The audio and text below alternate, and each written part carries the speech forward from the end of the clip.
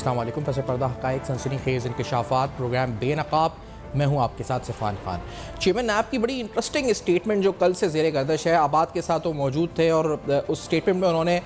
मजमूई तौर पर पूरे सिंध में जो ज़मीन जंगलात की ज़मीन है, फॉरेस्ट लैंड है, उसको रिट्रीव कराने के हवाले से नैब की कारकर्दगी के बारे में बताया। और उसके साथ ही शहर कराची में तकरीबन जो 7,000 एकड़ से ज़ायद ड्यूबियस लैंड जिसका उन्होंने तस्करा किया, जिसकी मालियत खरबों रुपए बनती है, अप्रॉक्सीमेटली तकरीबन 3 खरब रुपए बनती है उसकी मालियत, उसका भी उन्होंने तस्करा किया। अच्छा, इस स्टेटमेंट को आज थोड़ा हम डाइसेक्ट करते हैं, आपको कुछ उसके हिस्से यानी पूरा सुनाएंगे और कुछ एग्जैक्टली उसमें आपको एलैबोरेट करते हुए कुछ ऐसे फैक्ट्स एंड फिगर्स आपके सामने रखेंगे जो शायद जिससे आपकी आंखें खुल जाए और हमारी तवक्को ये होगी कि जो अप्रोच है हमारी इकोनॉमी को लेकर वो थोड़ी सी इस तरफ हो जाए तो हम कितना कुछ कर सकते हैं, कितना पोटेंशियल है कराची की ज़मीनों में। लेकिन पहले सुनाते हैं कि चेयरमैन नैब की जो स्टेटमेंट है कल, वो थी क्या इन एक्चुअल, क्या उन्होंने अल्फाज अदा किए थे, क्या कहा था, पहले ज़रा आपको सुनाते हैं। Let's hear this. मैंने भी बड़ा सुना सिस्टम के बारे में। देखिए, हम कहते हैं ये हुकूमत है, मैं जिस शहर में जाता हूँ वहाँ पे यही तस्वर है, वहाँ भी हर एक सूबे का अपना अपना सिस्टम चल रहा है। इन्होंने और नैब सखर ने मिल के 18 लाख एकड़ कीमती ज़री राजी कब्जे में जो थी, इंक्रोचर्स के पास थी, बड़े बड़े पॉलिटिकल हैवी वेट्स जिनको आप शायद वो सिनोनिमस टू द सिस्टम कहते हैं, उनके ज़ेरे कब्जा थी। पिछले 40, 50, 60 सालों से कब्जे भी छुड़वा के वापस हमने उनको रेवेन्यू डिपार्टमेंट में उनकी एंट्री करवा के वापस स्टेट को दी और उनको फॉरेस्ट लैंड डिक्लेयर कर दिया है। 18 लाख एकड़ यूरोप के शहरों से, मुल्कों से बड़ी है ये ज़मीन और उसकी मालियत 4 खरब रुपए थी। 7,000 एकड़ से ज़्यादा की जो ज़मीन है वो ड्यूबियस कैटेगरी में ही है। इसी तरीके से उसमें आपका कसूर ज़्यादा नहीं है, वो सरकारी ज़मीनें या किसी के जाली इंदराज करके सेटलमेंट कमीशन की ज़मीनें, बहुत सी उसमें घपले हैं। तो वो मेरी कोशिश है उसको करके जब ये हो जाएगा तो मैं इस प्यारे शहर के लिए इतना रेवेन्यू इकट्ठा करके दूंगा कि हम इसको दोबारा दुबई या पेरिस बना सकें। अच्छा, चेयरमैन नैब ने जो गुफ्तगू की है उसकी बिल्कुल जो आखिरी लाइन है जिसमें वो ये फरमा रहे हैं कि इतना रेवेन्यू जनरेट हो सकता है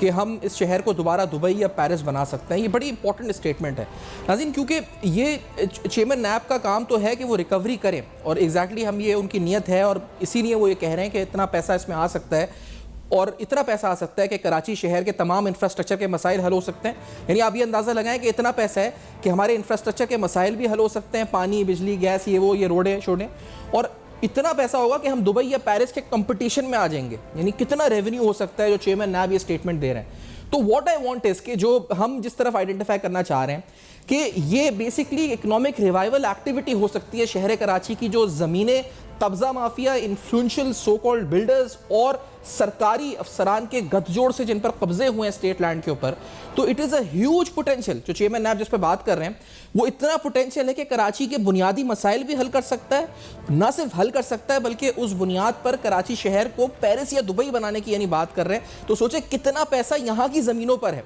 तो आज के इस प्लेटफॉर्म और इस प्रोग्राम की इब्तिदा करते हुए हम उस प्लेटफॉर्म या उस फोरम की तरफ आपको लेके चलते हैं जिसका नाम है SIFC।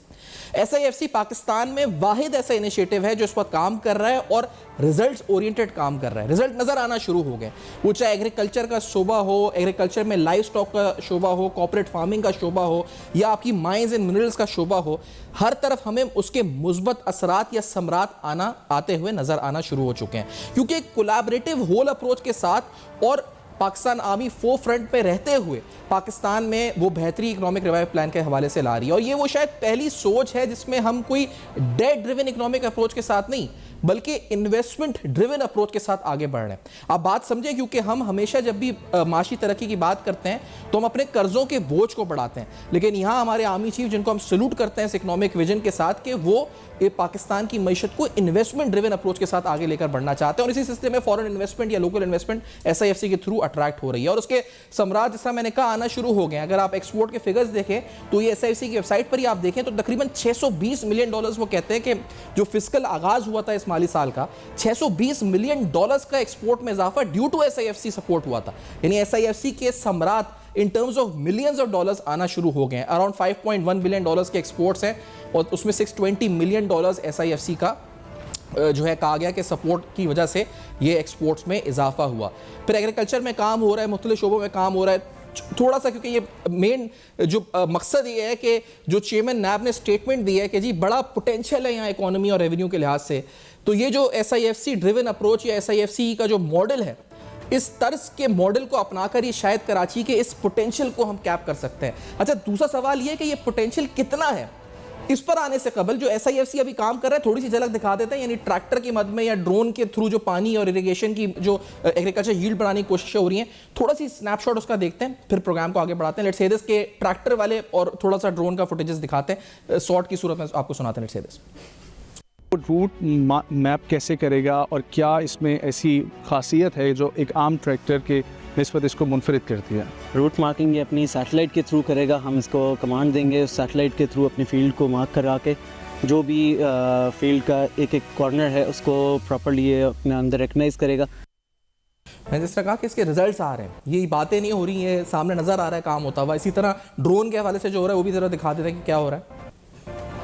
अंदर ये ऐसी टेक्नोलॉजी आई है कि इसके टैंक में आप लोग अपना पेस्टिसाइड, फर्टिलाइज़र, खाद कुछ भी डालें, ये थ्रू आउट आपकी फील्ड जितनी भी है 10 एकड़, 1 एकड़, 5 मुरब्बे, वहाँ पर जाएगा और ऑटोमेटिक तरीके से स्प्रे करेगा और स्प्रे करके वापस अपनी पॉइंट 1 पर आ जाएगा। फील्ड में जाते हुए आप इसको देख रहे हैं और अब आगे जाके आपको ये भी नज़ारा दिखाएंगे कैसे इसकी जो पेलोड फिलर है यानी कि 55 लीटर्स वो आहिस्ता आहिस्ता जब स्प्रे करता होता है और इक्वली स्प्रे करता है तो वो किस तरीके से नज़र आएगा।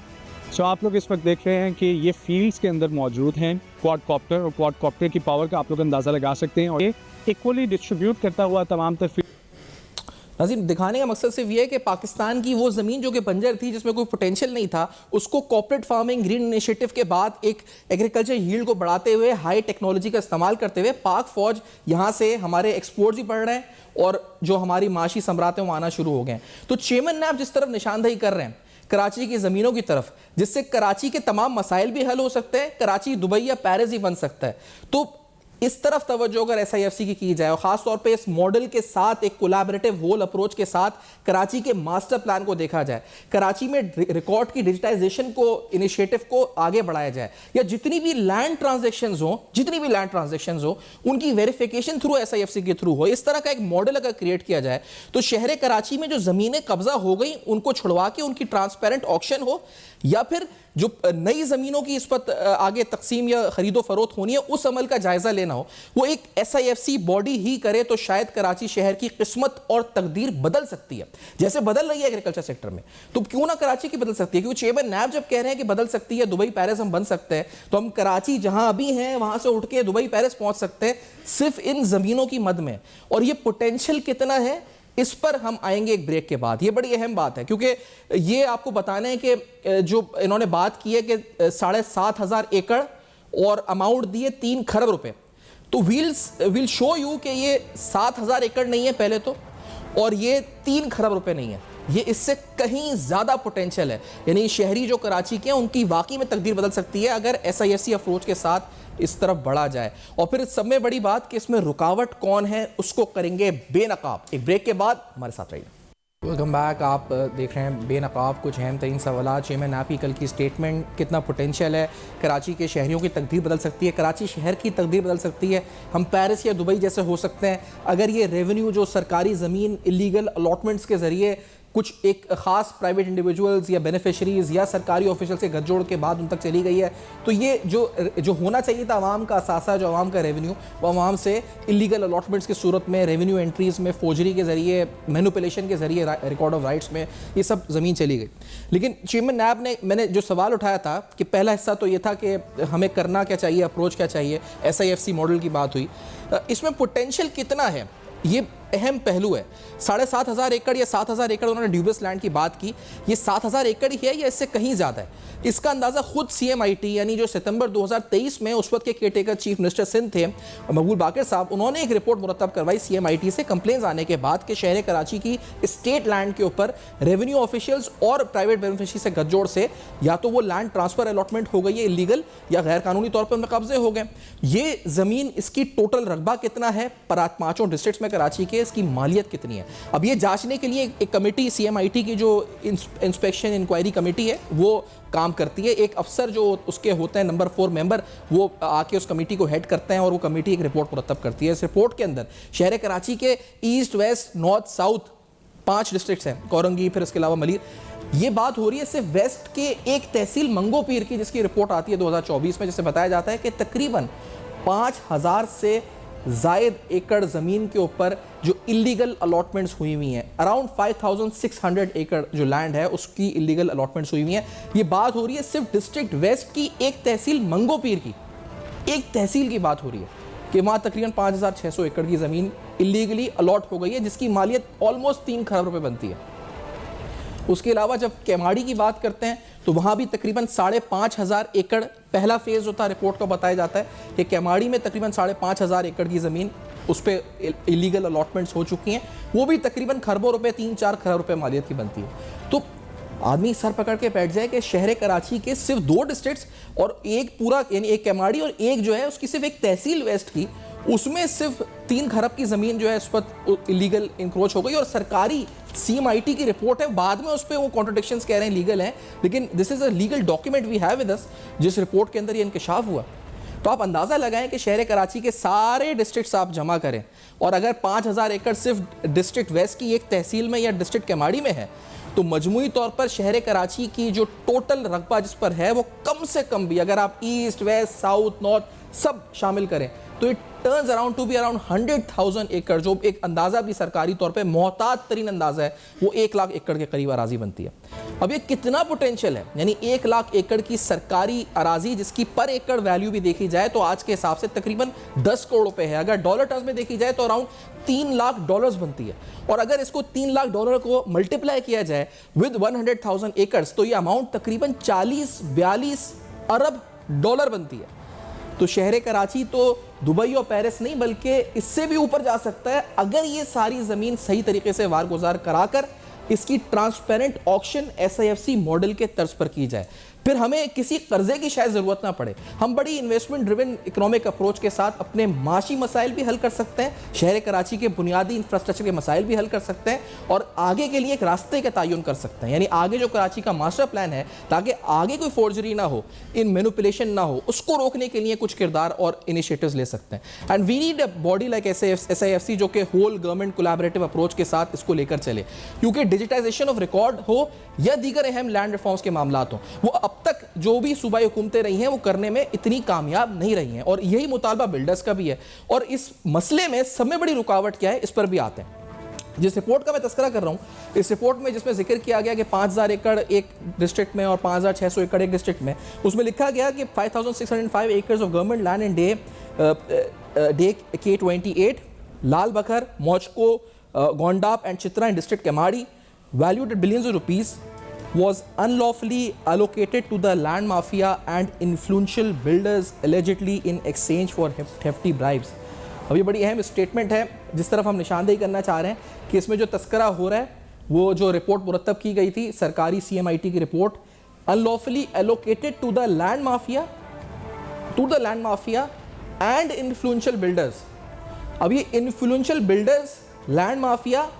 और रेवेन्यू और सरकारी अफसरान, ये इन 3 का गठजोड़ है जिससे कराची शहर की अरबों डॉलर मालियत की ज़मीन शहर कराची पर नहीं या पाकिस्तान के एक्सचेकर पर नहीं या आवाम पर नहीं बल्कि चंद मुट्ठी भर हाथों में आ चुकी है, जो इससे खेल रहे हैं और अरबों के खरबों बना रहे हैं। तो ये जो इसमें इस बड़ा अहम तरीन मामला है कि इसके बेनिफिशरीज कौन हैं, कौन मुस्तफीद हुआ है इस तमाम बेज़ाब्तगियों से। तो ये बड़ा अहम पहलू है, क्योंकि जिनके साथ जो स्टेट ऑफिशियल्स के साथ तस्वीरें खिंचवाते हैं डिनर्स में, कहीं ये वही लोग तो नहीं जो बेनिफिशरीज हैं। किसने बनाई हैं यहाँ buildings? I am not pinpointing anyone, लेकिन ये कोई माफिया ही है ना, जो ये जो पूरा जाल है बिल्डिंग्स का, जो कल खुद चेयरमैन नैब ने कहा जी कि तकरीबन 86,000 इलीगल हैं और अगर उन पर हाथ डाल दें तो नस्ला टावर की मिसाल देते हैं, उन्होंने कहा कि यहीं पर बवाल मच जाएगा। तो ये किसकी बिल्डिंग्स हैं, ये कौन से बिल्डर्स हैं? ये कोई आउट ऑफ स्पेस है, यानी पाकिस्तान में नहीं है, किसी और मुल्क की बात हो रही थी, ये यहीं के बिल्डर्स हैं। ये रिपोर्ट जो कह रही है कि इन्फ्लुएंशियल आम बिल्डर नहीं, इन्फ्लुएंशियल बिल्डर्स ने ये ज़मीन जो है इस पर मुबैना तौर पे जो अलॉटमेंट की, और तकरीबन 10,000-11,000 एकड़ की ज़मीन 2 डिस्ट्रिक्ट्स में जो थी, जिसकी मालियत 6-7 खरब रुपए बनती है, वो बनती है। तो पूरे शहर में इस पूरे माफिया ने एलिजिडली जो कुछ सिलेक्टेड इस पे बिल्डर्स होंगे, कुछ सिलेक्टेड लैंड माफिया के लोग होंगे, कुछ रेवेन्यू ऑफिसर्स या सरकारी अफसरान होंगे, उन्होंने कितनी ज़मीन पर कब्जा किया होगा और कितने अरबों डॉलर मालियत की ज़मीन होगी। क्या SIFC ये प्लेटफॉर्म के तौर पर इसको टेकअप कर सकता है और क्या करना चाहिए, और क्या ये डिजिटाइजेशन ऑफ रिकॉर्ड हो या लैंड रिफॉर्म्स हो, इस हवाले से फौरी तौर पर ज़रूरी है कि इस गठजोड़ को तोड़ा जाए। ये जो कंप्लेन लेकर आपके पास आ रहे हैं, कहीं यही तो किसी मामे या किसी चाचे के ज़रिए मुस्तफ़ीद नहीं हुए इन ज़मीनों से? ये बड़ा अहम पहलू और अहम सवाल है, क्योंकि कल सवाल भी हुआ था चेयरमैन नैब से इस बारे में, सिस्टम की बात हो रही थी, कहीं ये खुद तो इस सिस्टम का हिस्सा तो नहीं है? कहीं ये बड़ी अहम बात है कि बेनिफिशियरी सिस्टम का कौन है, वो बेनिफिशियरी भी पता लगाएंगे कौन था। एक ब्रेक के बाद कानूनी लिहाज से भी समझेंगे, क्योंकि ये रिपोर्ट्स तो हैं, चेयरमैन नैब तस्लीम भी कर रहे हैं। Now what we require is an action. हम कैसे ये सारे रिफॉर्म्स कर सकते हैं, हम कैसे इस मसले को हल कर सकते हैं, SIFC क्या किरदार अदा कर सकता है, कानूनी नौयत के सवालात हम पूछेंगे। हमारे साथ मेहमान होंगे, ब्रेक के बाद हमारे साथ। Welcome back. आप देख रहे हैं बेनकाब अहम तरीन सवालात। स्टेट लैंड, उसकी इंक्रोचमेंट या उसकी illegal allotment through manipulation in record of rights के रेवेन्यू रिकॉर्ड्स के अंदर वो किस तरह हुई, एक रिपोर्ट आपके सामने रखी, चेयरमैन आपकी स्टेटमेंट आपको बताई। हसीब जमाली साहब सीनियर माहिर कानून प्रोग्राम में साथ मौजूद हैं, खुशामदीद कहते हैं हसीब साहब आपको। हसीब साहब ये बताएं कि ये जो सिस्टम लफ्ज़ है ये एक किसी पॉलिटिकल एफिलेशन में जाए बगैर, but how does it operates? क्योंकि कराची शहर में हम बेनिफिशरीज का जिक्र किए बगैर सिर्फ ये कहते हैं कि सरकारी अफसरान या रेवेन्यू के अफसरान ने ये अलॉटमेंट या मैनिपुलेशन करी, क्योंकि पूरे सिस्टम के बेनिफिशरीज भी तो पार्ट ऑफ इट है। जमाली साहब जी, बिस्मिल्लाहिर्रहमानिर्रहीम। सर, बेनिफिशरीज तो बहुत सारे हैं। जब केक बेक होता है तो सब खाते हैं, उसको एक आदमी तो नहीं खा सकता। तो सर, इस वक्त जो मैं आपको बताऊं कि ज्यादातर हमारे जो एंटी करप्शन लॉज बने हैं और लैंड की जो इन्होंने अप्लाई किया है फ्रॉम ईयर 1985 ऑनवर्ड्स। जैसे आपका सिंध लैंड कैंसिलेशन ऑर्डिनेंस आया मुशर्रफ के दौर में, उसमें सिंध की तमाम जमीनें जो कि कमर्शियल थी और शहरी जमीनें थी, उनकी अलॉटमेंट्स को और उनकी कन्वर्जन्स को, एक्सचेंज को कैंसिल किया गया और लैंड कमेटी बना के जमीनों को री इवैल्यूएट कराया गया और री इवैल्यूएशन की बेसिस पे उन्होंने जो है फिर लोगों से डिफरेंशियल मालकानों के अमाउंट्स लेके फिर उनको मालकाना हुकूक दिए, otherwise during the interim period उसको कैंसिल कर दिया था। तो यहाँ पे तो सर अभी सिचुएशन ये है कि जैसे आपने बताया कि करप्शन हो रही है और ये तो जमीन तो कमाने का एक बहुत आसान तरीका है, तो इधर जो डिपार्टमेंट्स हैं उनको इस्तेमाल किया जाता है लोगों को फेवर देने के लिए, गवर्नमेंट में जो लोग हैं उनके फ्रंटमैन्स को फेवर देने के लिए अलॉटमेंट्स की जाती हैं, एक्सचेंज किए जाते हैं। जो जमीन कराची से 200 एकड़ दूर होती है उस जमीन को कराची की प्राइम जमीन के साथ एक्सचेंज कर दिया जाता है सेम रेट के, उसकी 1000 गुना का फर्क होगा। तो इस किस्म की बहुत सी चीजें होती हैं सर, बड़ी बड़ी नई जिद्दतें आ रही हैं फ्रॉड। अच्छा, ये जो स्टेटमेंट है चेयरमैन आपकी हसीब साहब, उन्होंने कल ये कहा कि जो प्यारा, उनके एग्जैक्ट जो अल्फाज हैं, उन्होंने कहा जो प्यारा शहर है, इस प्यारे शहर को के लिए इतना रेवेन्यू जनरेट करूंगा, यानी हो सकता है 7000 एकड़ ज़मीन की बात कर रहे थे कि अगर वो जो स्टेट लैंड है ड्यूबियस एंट्रीज के ऊपर, तो इतना रेवेन्यू जनरेट करूंगा कि मैं इस शहर को पेरिस या दुबई हम बना सकेंगे अगर ये हम जो है स्टेट लैंड रिकवर करें या जो भी इसके आगे इसके प्रोसेस करें। तो ये इतना पोटेंशियल है कि हमारे अपने मसाइल भी खत्म हो जाएंगे, पानी, बिजली, गैस के, गटर के, रोडें बन जाएंगे और हम दुबई पेरिस ही बन जाएंगे। इतना पोटेंशियल है इस काम में, यानी इस ज़मीनों में। सर, नैब के लॉज तो मैंने भी पढ़े हैं, मैंने तो कोई ऐसी चीज नैब लॉज में नहीं देखी कि रिकवरी से ज्यादा या सजा देने से ज्यादा वो कुछ कर सकते हो। ये तो विल ऑफ द गवर्नमेंट की बात है। देखिए, प्रोविंशियल गवर्नमेंट हो या हमारी फेडरल गवर्नमेंट हो, मैं समझता हूँ दोनों ने कराची को बहुत इग्नोर किया, बल्कि कराची के वसाइल को यूजर्व किया गया है अपने अपने मकासद के लिए, यहाँ पे फेवरेटिज्म के लिए और लोगों को फायदे देने के लिए। तो मैं नहीं समझता कि ये चेयरमैन नैब को ज़ेब देता है कि वो ऐसे स्टेटमेंट्स दें जिसकी कोई ना कानूनी बेसिस हो। लेकिन हाँ, ये जरूर है कहीं से सिरे को पकड़ना होगा, कहीं से इनके खिलाफ एक्शंस लेने होंगे, क्योंकि फिलहाल जो आपकी एजेंसीज हैं, एंटी करप्शन की एस्टेब्लिशमेंट है गवर्नमेंट ऑफ सिंध की, नैब है, FIA है, दे हैव कंप्लीटली फेल्ड। कि कोई आइसोलेटेड केस के अंदर किसी करप्शन चार्जेस पे किसी को, लैंड रेवेन्यू के ऑफिसर्स को या बोर्ड ऑफ रेवेन्यू के, सिंध बिल्डिंग कंट्रोल अथॉरिटी के किसी ऑफिसर को तो सजा हो जाए, लेकिन ऑन द होल ये जो हमारा निजाम है ये फेल हुआ है। सो बिल्कुल बिल्कुल फेलियर है सर। तो ये दुबई, पेरिस तो बहुत दूर की बात हो गई है सर। सही। अच्छा, जैसे ये बताएं, क्योंकि हम जब कह रहे हैं कि जो तमाम आइसोलेटेड देखा जाए तो ठीक है, लेकिन all of them have failed, तो हम क्यों ना, जैसे हमने कराची में अमन कायम करने के लिए एक एपेक्स कमेटी बनाई थी, फिर रेंजर्स एक्टिव हुई और उसके कुछ रिजल्ट्स आए थे पॉजिटिव। अमन अमान अब फिर मसला बन चुका है, लेकिन पॉजिटिव टारगेट किलिंग्स कम हुई, ये सब कुछ हुआ। अब we have an approach SIFC जिसमें हम एक इन्वेस्टमेंट ड्रिवन अप्रोच के साथ काम कर रहे हैं और एक कोलैबोरेटिव होल अप्रोच के साथ तमाम सिंगल विंडो ऑपरेशंस दे रहे हैं, ईज ऑफ डूइंग बिजनेस और मुख्तलिफ चीज़ें दे रहे हैं। तो ये काम करने के लिए भी हम नैब या FIA या एंटी करप्शन या किसी इंडिविजुअल इदारे के बजाय या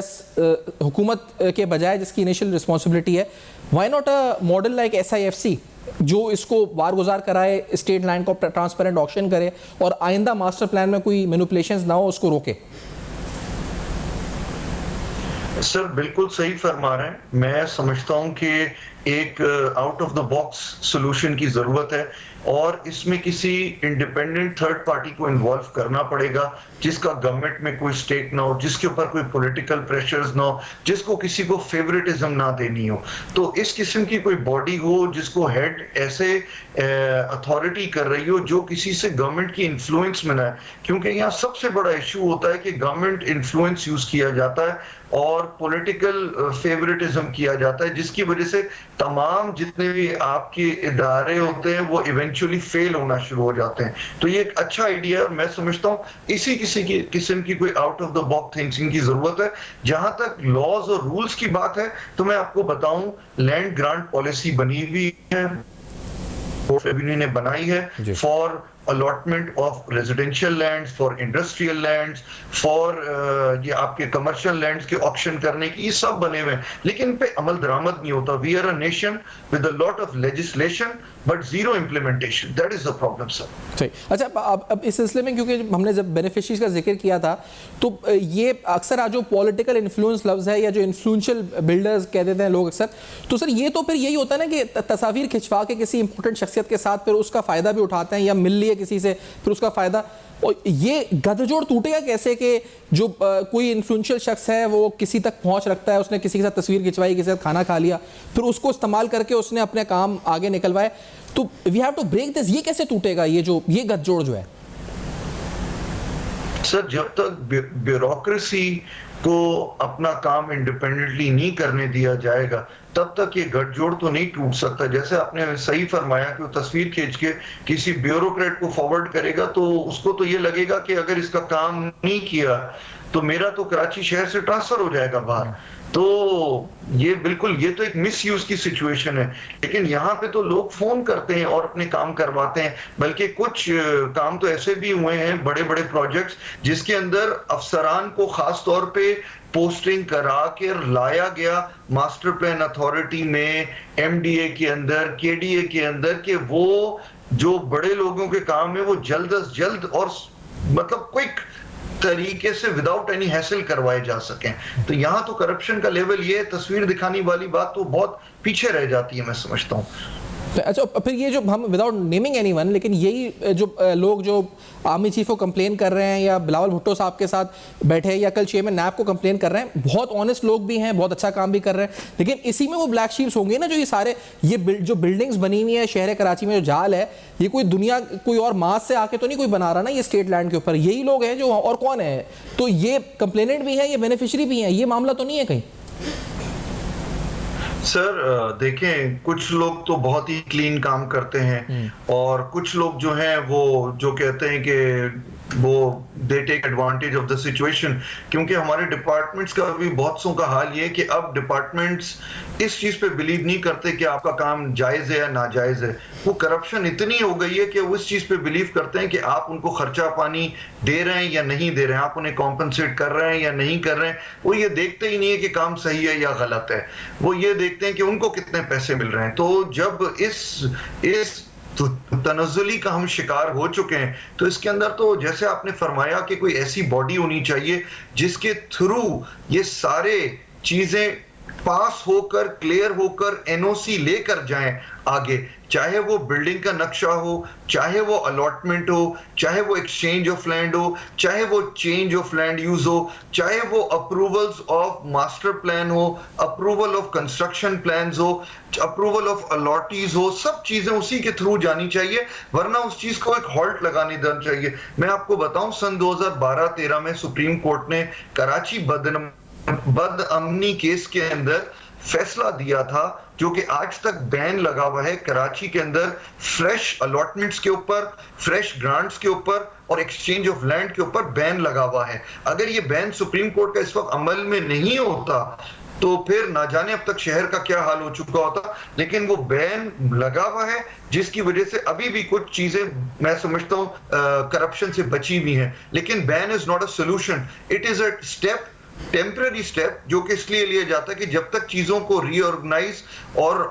क्या नाम है फिक्स ना कर दिया जाए तब तक रोक दिया जाए गलत अमल को। लेकिन वो अमल चल रहा है। सुप्रीम कोर्ट ने यहां तक डायरेक्शन दी थी और कई हियरिंग्स में मैंने भी पार्टिसिपेट किया था, जिसमें उन्होंने बोर्ड ऑफ रेवेन्यू, उनके सेक्रेटरी, उनके लैंड यूटिलाइजेशन के हेड, सबको बुला के कहा था कि तमाम जमीन सिंध की जो है आप उसका रिकॉर्ड डिजिटाइज कीजिए। लेकिन अभी तक वो भी अमल पूरा नहीं हुआ है, जमीन भी अभी तक पूरी तरीके से डिजिटाइज नहीं किया। मैं समझता हूँ पंजाब ने इसमें हमसे सबकत ली है और उन्होंने जो है अपना पूरा रिकॉर्ड जो है डिजिटाइज कर लिया है, तो उससे करप्शन के चांसेस बहुत कम हो जाते हैं। लेकिन सिंध में अभी तक वो चीज पूरी तरीके से नहीं हुई है। कई अजला में अभी भी ये शिकायत है कि कई जमीनें नहीं की गई हैं डिजिटाइज। अच्छा, और अजीज ये बताएं, क्योंकि आपने आगे का तो बताया कि ये एक बॉडी हो और जो आगे के प्रोसेस है कि जो भी अप्रूवल्स हैं, एनओसीज या जो भी आगे के प्रोसीजर्स है, व्हाट अबाउट जो हो चुका है और उस पर थर्ड पार्टी इंटरेस्ट भी क्रिएट हो चुका है, तो और वो भी ज़मीन जो है उस पर हज़ारों लाखों एकड़ में है अप्रॉक्सीमेटली, अगर 1 लाख एकड़ भी है और कराची शहर की वैल्यूएबल ज़मीन है जो आगे थर्ड पार्टी इंटरेस्ट क्रिएट होकर बिल्डिंग्स बन गई हैं, वो कैसे रिट्रीव होगी, वो स्टेट लैंड कैसे वापस आ सकती है जो इलीगल अलॉटमेंट्स हुई हैं? सर, इधर दो किस्म की चीजें हैं। एक तो वो जमीन है जो प्राइवेटली ओन्ड थी, जिसे इंक्रोच करके बिल्डर्स ने या फेक विलेज बना के गोठाबाद स्कीम के अंदर वो बेच दिया गया। जैसे केडीए की scheme number 10, KDA scheme number 10 Gulistan जौहर, वहां पे सुप्रीम कोर्ट तक ऑर्डर्स हो चुके हैं, हजारों एकड़ कब्जे में है इलीगल माफिया के, जो बेच भी नहीं सकते प्रॉपर्टी, जिसकी रजिस्ट्री नहीं हो सकती, लेकिन वहां लोग रह रहे हैं, वहां जमीनें बिक रही हैं, वहां कारोबार चल रहे हैं, वहां आबादी है। एक तो कैटेगरी ये हो गई कि लीगल अलॉटीज मौजूद हैं और उन्हें हमारे कोर्ट्स, हमारी law enforcement agencies including rangers तक वो खाली करा के नहीं दे रहे। दूसरा ये है कि जो गवर्नमेंट स्टेट लैंड है उसको बेदरेज इस्तेमाल किया जा रहा है उसका, जो कि अब सुप्रीम कोर्ट के बैन के बाद मैं समझता हूं रुक गया है कम से कम वो प्रोसेस। लेकिन अभी भी एक चीज है कि जैसे 30 साला लीज की जमीन जो होती है, जो पोल्ट्री फार्मिंग के लिए दी गई थी, वो कन्वर्ट नहीं हो सकती, लेकिन वो भी बोर्ड ऑफ रेवेन्यू 99 साल की लीज कन्वर्ट करके दे देता है, उसकी टर्म्स एंड कंडीशंस चेंज करके दे देता है। यहाँ पे लैंड जो है विलेज फॉर्म में लिखी जाती है, जो एग्रीकल्चर लैंड है, थोड़ा सा मुआवजा लेके उसे कमर्शियल लैंड में कन्वर्ट कर दिया जाता है और फिर उस पे कंस्ट्रक्शन, हाउसिंग प्रोजेक्ट्स और बिल्डिंग्स आ जाती हैं। तो पूरा मास्टर प्लान भी धर्म भरम हुआ हुआ है, उसकी कोई, जबकि एक पूरी बॉडी बनी हुई है सिंध मास्टर प्लान अथॉरिटी, लेकिन उसको कोई काम नहीं करने दिया जा रहा। ये पहले केडीए का हिस्सा होती थी, अब ये एक इंडिपेंडेंट अथॉरिटी बनाई हुई है, लेकिन इस अथॉरिटी के बनने के बावजूद कोई हम शहर में बेहतरी नहीं देखते, कोई मास्टर प्लान के ऊपर अमल दरामद नहीं देखते। बिल्डर्स जहां जाते हैं जमीन को कमर्शलाइज करा लेते हैं पैसे देकर, फिर वो कभी अदालतों में मैटर्स आते हैं तो वो चीजें सीधी होती हैं। मैं यहाँ पे जिक्र करना चाहूंगा 1990s में और 1980s में कराची में बिल्डिंग माफिया को और इन चीजों को रोकने के लिए शहरी ने और दूसरी कई एनजीओज ने अपना बड़ा किरदार अदा किया था। कई रिपोर्टेड जजमेंट्स हैं जिनकी वजह से ये कई चीजें स्ट्रीमलाइन हुई जो कि बिल्डिंग से रिलेटेड थी। एनवायरमेंटल प्रोटेक्शन एजेंसी भी मौजूद है, लेकिन ये सब अंडर कैपेसिटी है शहर की आबादी के हिसाब से। यहाँ उतने अफसरान नहीं है, उनकी वो नो हाउ नहीं है, यहाँ पॉलिटिकल अपॉइंटमेंट्स होते हैं, तो जिसकी वजह से ये सारे मसाइल होते हैं कि अंडर कैपेसिटी है, डिपार्टमेंट में उतने लोग मौजूद नहीं है जितनी जमीन है, जितनी इवैल्यूएशंस करने की जरूरत है, और फिर साथ साथ करप्शन अपनी जगह है, तो everybody is looking for their own interest. जैसा आपने कहा था शुरू में कि केक बड़ा है, उसमें सब बेनिफिशरीज नजर आते हैं। बहुत शुक्रिया आपने प्रोग्राम में ज्वाइन किया हसीब जमाली साहब, और अपना मौक़िफ़ और बड़ी माहिराना राय आपने कानूनी लिहाज से भी दी इस अहम तरीन मामले के ऊपर। हम वाइंड अप करते हैं यहाँ पे इस नोट पे, आपके सामने और किस्तों में और एपिसोड्स के अंदर मजीद तफसीलात आते रहेंगे, देखते रहिएगा। अब तक अभी सब्सक्राइब करें ताकि कोई खबर रह न जाए।